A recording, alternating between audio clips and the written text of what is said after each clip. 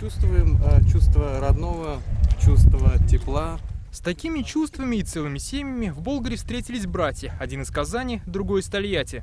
Долго собирались приехать, но все-таки мы нашли время, приехали. Действительно, нам приятно побывать на такой священной земле всей нашей большой семьей.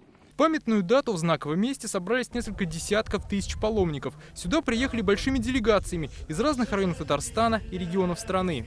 Приехали мы для того, чтобы помолиться в этих святых местах. Сюда приезжаю не первый раз, но, честно говоря,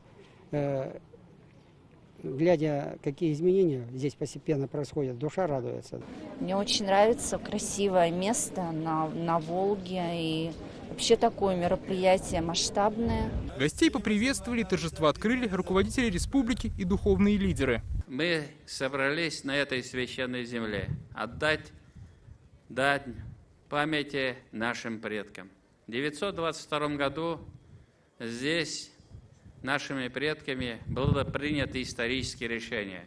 И эта земля оказалась священной для нас. Весь земной шар – это Божий храм. Только на кладбище и в бане невозможно молиться.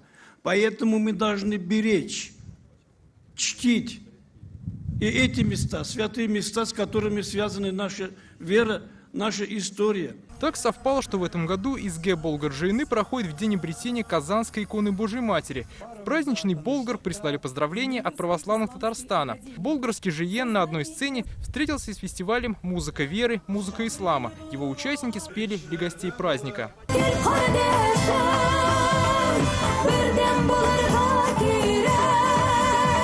О будущем ислама говорили на встрече руководства республики с мусульманским духовенством из регионов России и зарубежья.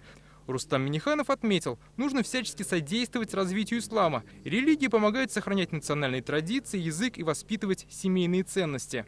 Религия, она для чего? Для того, чтобы люди, жили по правилам. Коран – это как конституция, которая написана уже нашими давно. Там все написано, как себя вести. То у нас в мечеть ходит, это наиболее правильные, благородные люди.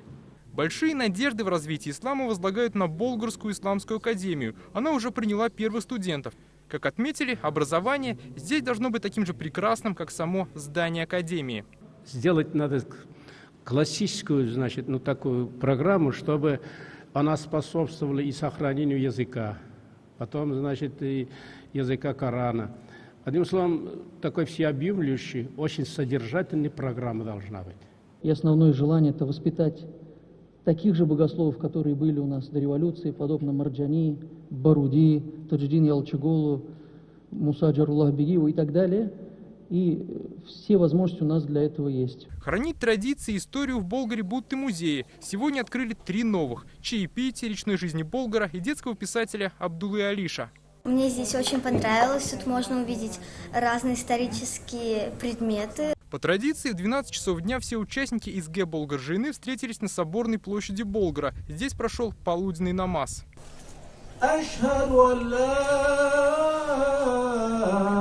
После намаза многие гости праздника остались просто погулять по святой земле. Дмитрий Ирина, Александр Лобанов, Руслан Хуснудинов, Марат Саидгараев, ТНВ, Болгар.